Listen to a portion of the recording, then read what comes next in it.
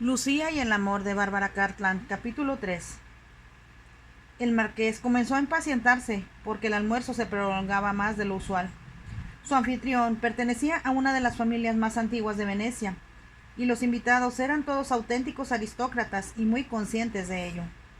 Hablaron de política y nuevamente se mencionaron las inquietudes cometidas por los austríacos. Se les criticó y atacó una y otra vez, hasta que el marqués empezó a sentir deseos de bostezar.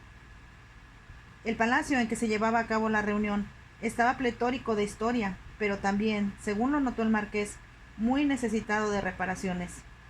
Le daba pena ver lo descuidados que estaban los palacios, casas, iglesias y monumentos en Venecia, pero a la vez no podía evitar sentir que la mayor parte de la culpa lo tenían los propios venecianos. Si hubieran ocupado menos tiempo en diversiones frívolas, habrían logrado conservar la independencia de su república y continuar siendo prósperos e importantes como lo habían sido en el pasado. Como no valía la pena lamentar lo pasado, el marqués trataba de estimularlos para que adquirieran una visión más optimista del futuro. Pero al salir de la reunión tenía la sensación de que carecían tanto del espíritu como de la determinación para cambiar. Se limitaban a lanzar feroces frases ofensivas contra sus gobernantes austríacos y se dedicaban a hacer lo imposible la vida a los servidores del emperador que residían en Venecia. A medida que su góndola se alejaba velozmente del palacio, descubrió en su interior un intenso deseo de ver otra vez a Lucía y charlar, si era posible, con Bernard Beaumont. El gran canal, reluciente a la luz del sol, le recordó las pinturas de Turner, pero pensó que la que había realizado Beaumont y que ahora le pertenecía era más impresionante. Se dijo que era absurdo obsesionarse hasta tal punto por un artista desconocido, y que sin duda cuando las pinturas estuvieran colgadas en los muros del palacio, encontraría cientos de fallas y quizás hasta terminaría convenciéndose de que toda la concepción de la luz ideada por el artista era incorrecta. Y sin duda eso sería lo que otros amantes del arte opinarían. Pero a la vez, su instinto le decía con toda claridad que ellos estaban equivocados, y que dijeran lo que dijeran, él tenía razón. Mientras la góndola se dirigía hacia la casa donde vivían los Beaumont, el marqués se preguntaba si todos los grandes artistas pintaban lo que sentían más que lo que veían. Nunca se había hecho esa pregunta, pero sabía que la interpretación que había hecho Beaumont de Venecia le despertaba una sutil atracción hacia su personal sensibilidad. Era algo que pocas veces antes había sentido al ver un cuadro, pero a la vez una parte cínica y práctica dentro de su mente le decía que esa actitud era solo una ilusión y que cuando volviera a ver a Lucía, quizás sintiera de manera muy diferente respecto a ella. La góndola se detuvo a un lado del puente que daba a la estrecha callejuela, al final de la cual se hallaba el recodo que lo llevaría a la casa donde Lucía lo condujera esa mañana. Le indicó al gondolero que lo esperara y se dirigió hacia la vieja casona, observando la ropa tendida a secar en las ventanas y los niños andrajosos que jugaban en la calle. Todo a su alrededor evidenciaba una extrema pobreza. Sin embargo, había balcones de delicada filigrana y mármol, flanqueados por leones labrados que se habían erigido en tiempos de mayor prosperidad. También viejos escudos labrados en la piedra de los muros, que parecían hablar de tiempos de valor y victorias ahora perdidos en el glorioso pasado de Venecia. Al llegar a la puerta de la casa de Lucía, lo asaltó un súbito impulso de no entrar y regresar a su palacio. Por alguna extraña razón, sentía que si se involucraba más con Beaumont, su hija y sus pinturas, habría consecuencias de largo alcance en su vida personal. No entendía por qué se sentía así, y pensó que era algo a la vez extraño y desagradable. Pero la sensación seguía allí, y era casi como si una barrera lo detuviera y le impidiera seguir adelante, cuando, por otro lado, era lo que deseaba hacer. Debe ser el vino que bebí en el almuerzo, se dijo. Entonces, casi con esfuerzo, comenzó a subir por la maltrecha escalera de caracol. Al llegar se detuvo un momento, como la vez anterior, para contemplar Venecia desde lo alto de los techos. Podía ver los relucientes domos de San Marcos y la alta torre cuadrada del campanario. Recordó que su ángel dorado, brillante bajo la luz del sol, había servido una vez como guía a las flotas de galeones que traían a Europa las riquezas de Oriente. Atracaban en Venecia con las bodegas repletas de sedas, especias, esclavos, joyas, manuscritos y antiguas reliquias. El comercio de esos artículos había conducido a Venecia hacia la riqueza y la prosperidad, pero la frivolidad y la estupidez habían provocado la pérdida de ese monopolio que una vez tuvieron los venecianos de traer a Europa los artículos que todo el país estaba ansioso por adquirir. Cuando la luz del sol parecía envolver todo lo que veía con un resplandor de oro que ya no podía convertirse en dinero, el marqués se volvió hacia la puerta y llamó. Lucía la abrió casi al instante y permaneció de pie frente a él, que pensó que era diferente de como la recordaba. No era solo porque ahora lucía un vestido de color en lugar del negro que llevaba por la mañana, y que usaba para no llamar la atención. De hecho, era la primera vez que veía su cabellera descubierta, y le pareció diferente a lo que esperaba. Notó que era rubia, lo que provenía de su sangre inglesa, pero en realidad su cabello era tan claro que tenía el color del sol a primera hora de la mañana, y a la luz de la tarde mostraba reflejos dorados, que también brillaban en sus ojos grises. Su silueta era tan delgada por la falta de alimento que más parecía una niña que una mujer. Salió para acercarse al marqués. Levantó hacia él sus grandes ojos que resaltaban en el rostro puntiagudo, y le dijo en voz baja: «Papá duerme. Pensé, señor, que podríamos hablar en cualquier otro lugar». «Por supuesto. ¿En dónde sugiere?» «Atrás del edificio hay un lugar muy tranquilo». «Vamos allí entonces», contestó él con una sonrisa. Cuando bajaban por la escalera, observó, mientras él debía fijarse dónde ponía el pie en los rotos escalones, Lucía se movía con seguridad y mucha gracia. Al salir a la calle, Lucía lo condujo hacia la parte de atrás del edificio. Allí cruzaron una puerta que los llevó a un descuidado jardín tapiado, que alguna vez debió estar lleno de estatuas y flores. Pero ahora, aún con el deterioro, se veía como un rincón romántico. Estaba junto al canal y el agua, como un espejo, reflejaba las altas casas y el cielo azul. Lucía se sentó en una silla de piedra y el marqués hizo otro tanto junto a ella. «No sé cómo empezar a agradecer, su señoría, la comida que nos envió. Papá ya parece mejor y ahora se ha dormido satisfecho, algo que no había hecho durante mucho tiempo. Espero que usted también haya comido. No necesito decirle que está muy delgada». Había olvidado que existía comida tan deliciosa, y papá disfrutó el vino, aunque solo le di un poco. «Ya ordené a mi cocinero que les prepare bastante comida. Se la enviarán esta noche. Y le di instrucciones a mi secretario para que les busque un lugar mejor para vivir, con un estudio donde su padre podrá volver a trabajar en cuanto se recupere». Lucía entrelazó las manos y dijo con voz temblorosa: «¿Cómo puede ser tan bondadoso?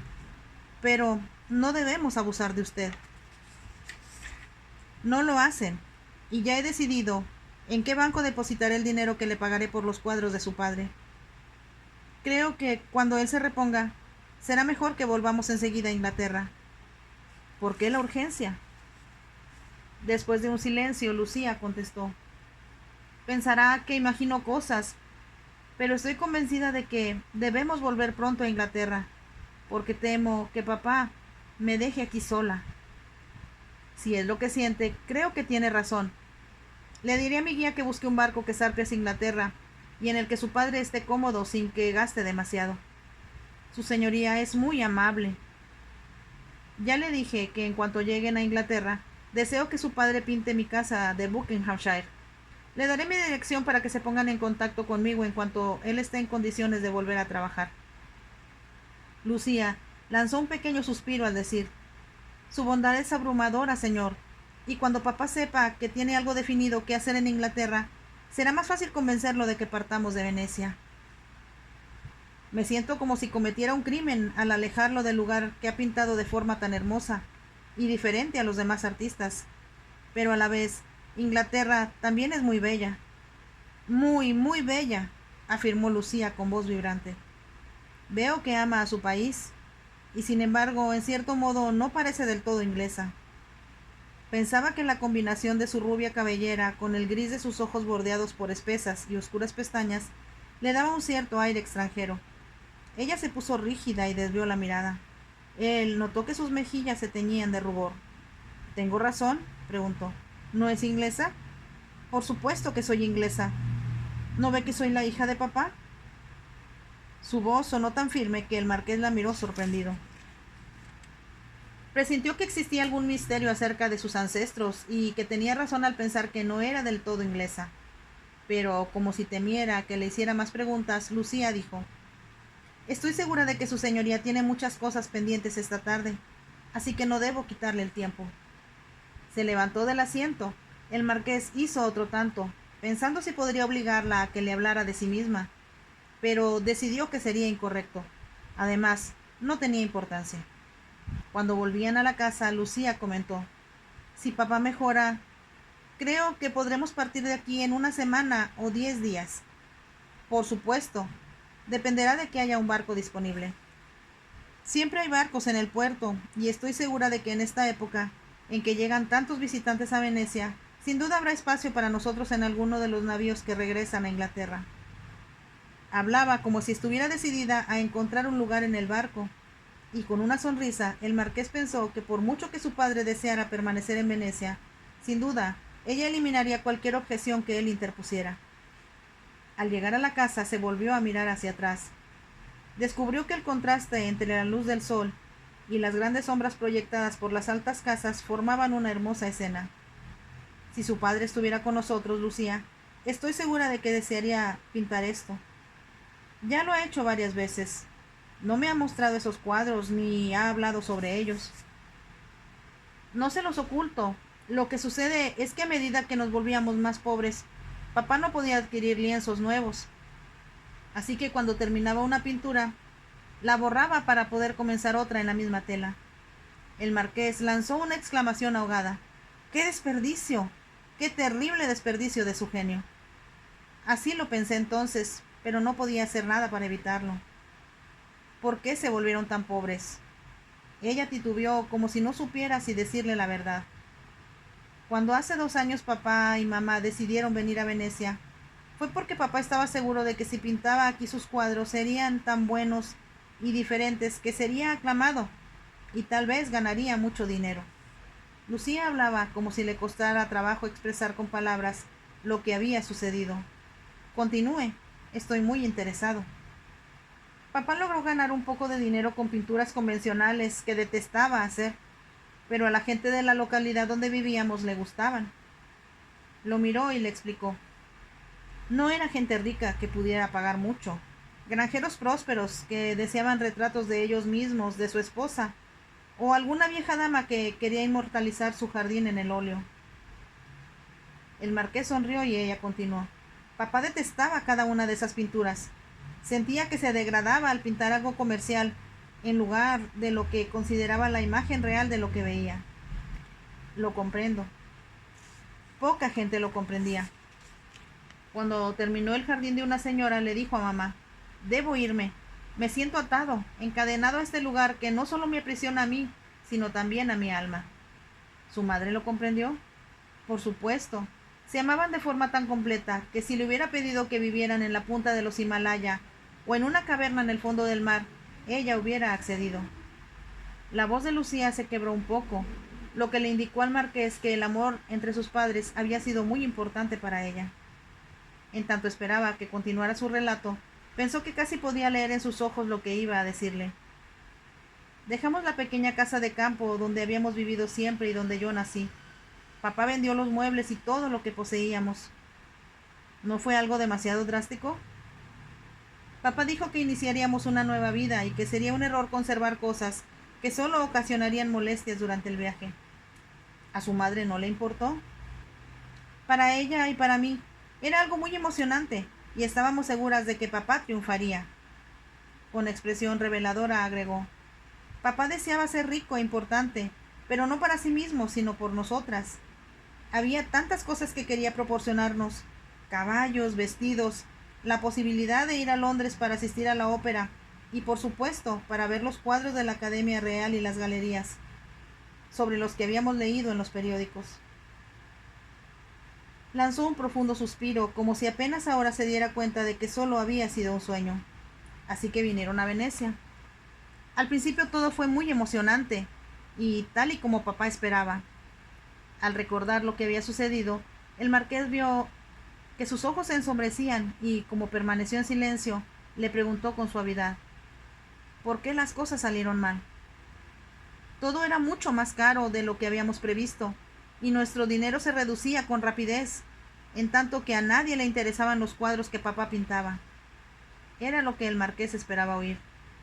Y cuando mamá comenzaba a pensar que debíamos volver a Inglaterra, enfermó. ¿Qué le sucedió? Creo que el frío del invierno la afectó más de lo que ella esperaba. Empeoró y como no teníamos dinero, papá pintó algunos cuadros del estilo tradicional de Venecia, que pudiera vender, pero por sumas muy pequeñas. El marqués comprendió lo degradante que debió haber sido para Beaumont prostituir su talento de esa manera. Entonces, después de la muerte de mamá, papá solo era feliz cuando se dedicaba a los cuadros que le gustaba pintar, y como yo no quería preocuparlo, supongo que fue mi culpa que las cosas llegaran a extremos tan graves. Después de un profundo suspiro, continuó: y justo cuando estaba decidida a convencerlo de que pintara lo que pudiera venderse, enfermó. Si la perturba, no continúe con su relato. Es mejor que sepa usted la verdad. Me siento culpable. Papá nunca tuvo cabeza para el dinero. Cuando pintaba no pensaba en nada. Y yo debí ser más parecida a mamá y hacerle comprender que debíamos regresar a casa cuando ella murió. Al verla a su lado tan pequeña y frágil, el marqués pensó que Beaumont debía haber cuidado mejor a su hija. ¿Cómo había podido creer que alguien tan joven y etérea pudiera ser práctica? Y como si Lucía leyera sus pensamientos, se apresuró a decir: no debe culpar a papá por su total confianza en que su pintura era un auténtico arte y que sería apreciado por quienes lo comprendieran. Con la voz casi quebrada por un sollozo, agregó: no tenía idea de que llegaría al borde de la inanición y que nadie, excepto usted, apreciaría su trabajo. Contuvo el aliento antes de decir con voz muy baja: anoche pensaba que Dios lo envió a usted en el último momento. Usted también intervino. Le dirigió una sonrisa radiante, pero como si temiera haberlo fastidiado, dijo con rapidez: debo volver con papá para ver si ya despertó. La acompaño. ¿De veras lo desea? Creo que ya se habrá percatado de que pocas veces hago algo que no deseo hacer. Sí, estoy segura de que así es, y por eso, aunque es admirable y bondadoso, también debe sentirse bastante malogrado.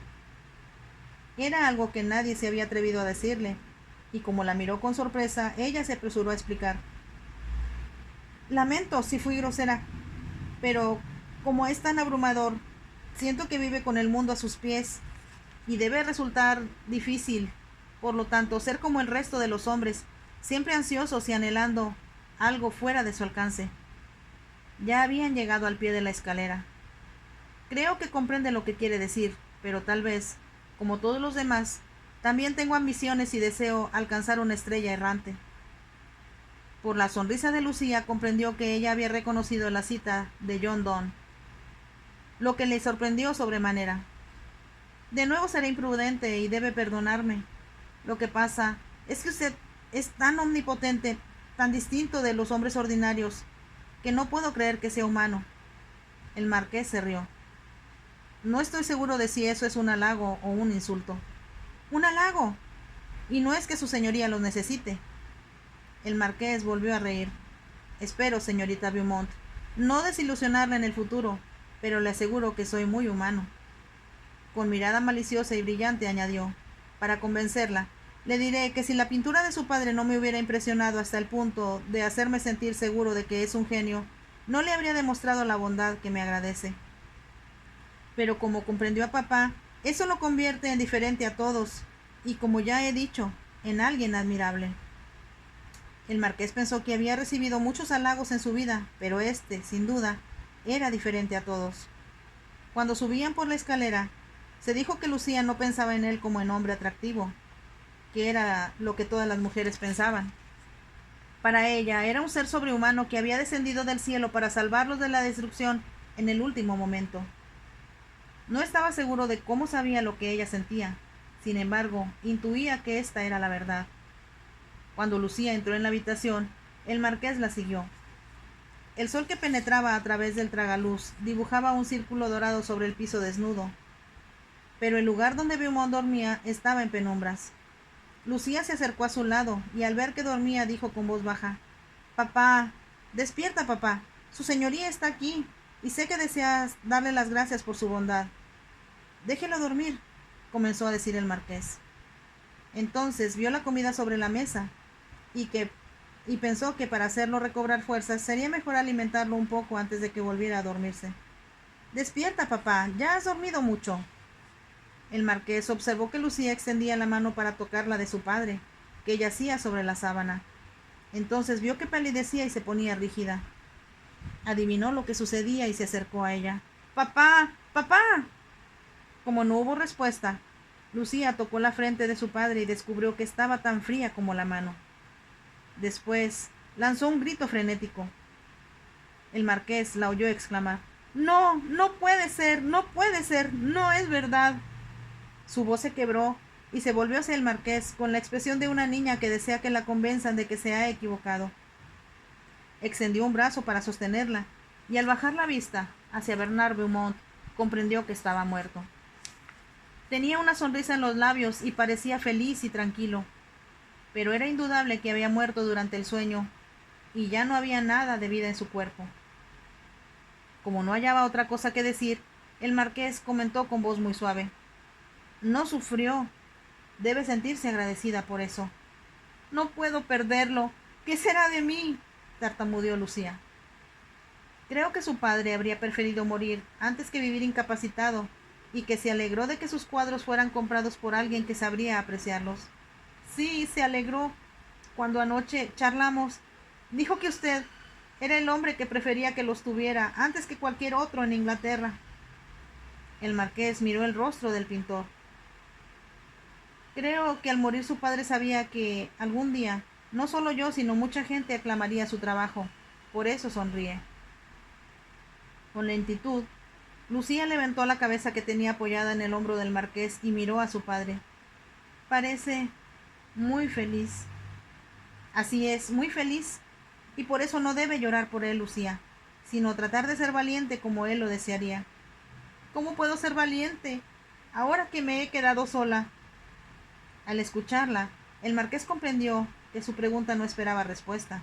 Sin embargo, casi antes de pensarlo, se oyó decir: «La llevaré conmigo de regreso a Inglaterra. Estoy seguro de que allí tiene familiares o amigos que la cuidarán». Como si por primera vez advirtiera su presencia, Lucía levantó el rostro para preguntar: «¿Habla en serio? ¿Me llevará de regreso a Inglaterra?». «Sí. Yo ya voy a volver y puede venir conmigo». «No quiero ser una molestia para usted, pero no puedo quedarme aquí sola».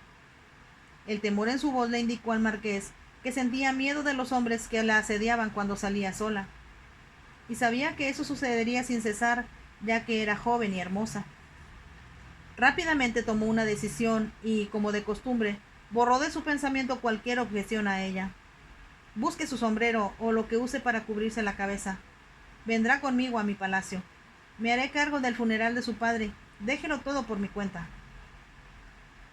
Sintió que temblaba en sus brazos antes de contestar: «Gracias. Yo no sabría qué hacer». «Me doy cuenta de ello.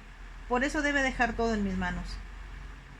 Levantó la mirada hacia el marqués y él notó que sus ojos aún estaban húmedos y las lágrimas corrían por sus mejillas. Sin embargo, a diferencia de la mayoría de las mujeres, el llanto la hacía parecer todavía más hermosa. «No debería permitir que se tomara tantas molestias», observó. «No es cuestión de permitir, insisto en hacerlo. No tiene sentido que permanezca aquí sola y desolada. Yo lo arreglaré todo». Ella lo miró durante un momento, como si no pudiera creer lo que decía. Después se zafó del cerco de sus brazos y se arrodilló junto a la cama.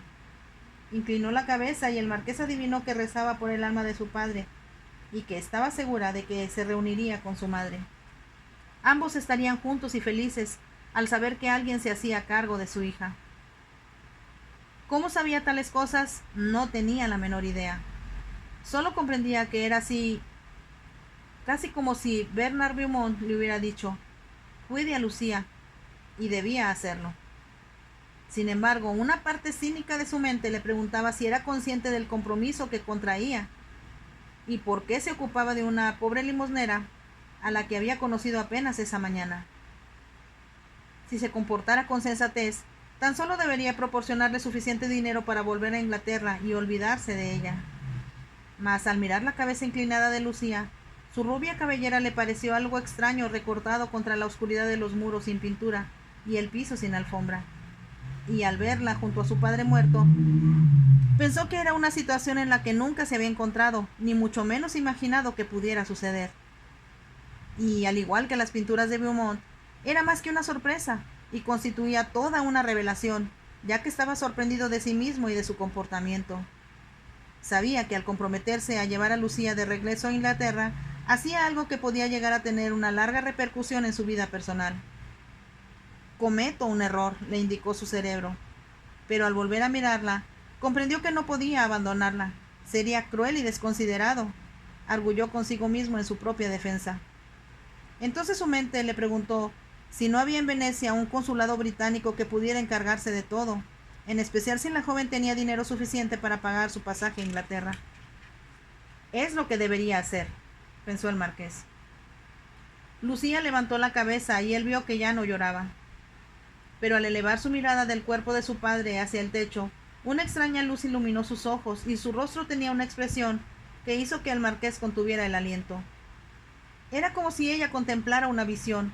Entonces, como por alguna extraña razón, él estaba muy identificado con ella, pudo verla también. Durante un momento, ella no estuvo en la tierra, sino en un mundo espiritual hacia donde la trasladaban sus plegarias y el amor hacia su padre. La luz de lo divino la tocaba y parecía vibrar a través de ella, alumbrándola con un resplandor que el marqués comprendió que era el mismo que vibraba en las pinturas de su padre. Era la vida misma, la vida que proviene de Dios y que se derrama a través de todas las cosas vivientes en mayor o menor grado, de acuerdo con sus capacidades. El rostro de Lucía parecía transparente, y si con lentitud se hubiera desvanecido ante sus ojos, el marqués no se habría sorprendido. Entonces ella descendió de las esferas y volvió a la tierra. El resplandor de sus ojos se desvaneció, y en su lugar aparecieron el dolor y la desdicha de la pérdida. Volvió a mirar a su padre y se inclinó para depositar un beso en la fría mejilla. Lentamente se puso de pie, y al hacerlo, pareció percibir la presencia del marqués. Como una criatura que busca consuelo, deslizó su mano en la de él, y con los ojos aún fijos en su padre susurró: Está con Dios. Los dedos del marqués apretaron los de Lucía, y le contestó con una voz que él mismo no reconoció: Claro que lo está, y con la madre de usted. El marqués condujo a Lucía hacia la mampara, que sin duda ocultaba su cama, su ropa y sus escasas pertenencias. Tome lo que desee llevarse ahora. Enviaré a alguien a empacar el resto. Ella lo miró un tanto desconcertada y otra vez, con esa percepción que le había permitido adivinar lo que sentía, comprendió que le resultaba difícil volver a la tierra. ¿Está seguro de que es lo que debo hacer? Muy seguro. Nada la detiene aquí. Tal vez no debería dejar a papá. Creo que sabe que ya no la necesita y que él le diría que se fuera conmigo. Lucía le soltó la mano y se dirigió hacia atrás de la mampara. El marqués observó el ático y pensó en la incongruencia de que un lugar tan sórdido ocultara en su interior a Lucía y las pinturas de Beaumont. Al partir ellos, no quedaría atrás nada más que la muerte. De pronto se sorprendió ante sus propios pensamientos. Lucía salió cubierta con un ligero chal y un sencillo sombrero atado con cintas azules. Le pareció sensato de su parte que no insistiera en vestir de negro de inmediato. Recordaba que algunas mujeres que había conocido en Londres se cubrían de luto casi antes que sus esposos fallecieran, en un intento por dramatizar su dolor. Estoy lista, pero, por favor, debo preguntarle otra vez si está seguro de querer que vaya con usted. Muy seguro. La tomó de la mano y la condujo hacia la puerta. Cuando llegaron a ella, Lucía volvió la mirada atrás para ver por última vez a su padre. Entonces, como si se obligara a actuar con naturalidad y a controlar las lágrimas que el marqués sentía que estaba a punto de derramar, bajó por la escalera junto a él. Al sentarse en los cómodos cojines de la góndola, dijo con su pequeña voz: «Cuando arregle el funeral de papá, por favor, deduzca lo que cueste del dinero que pagará por las pinturas». Como era lo primero que decía desde que salieran de la casa, el marqués esbozó una ligera sonrisa. Era lo que había supuesto que diría, y advertía que como procuraba no abusar de él ni convertirse en una molestia. Pensó que casi todas las mujeres que había conocido esperaban que él, como era rico, pagara por todo lo que ellas deseaban. De pronto recordó que Francesca esperaría recibir esa noche el collar de esmeraldas que le había prometido. Le dije que dejara todo en mis manos, y estoy ansioso porque lleguemos a mi palacio para que vea las pinturas de su padre colgadas en un muro adecuado para ellas. Vio que los ojos de Lucía se encendían antes de preguntar con inquietud: «¿Habrá mucha gente allí? ¿Y no les parecerá extraño que llegue conmigo?» «No habrá nadie cuando lleguemos». Al hablar, recordó que Francesca regresaría por la noche, pero ese era un puente que cruzaría más tarde, pensó. Advirtió que Lucía se tranquilizaba al saber que no se encontraría con gente desconocida.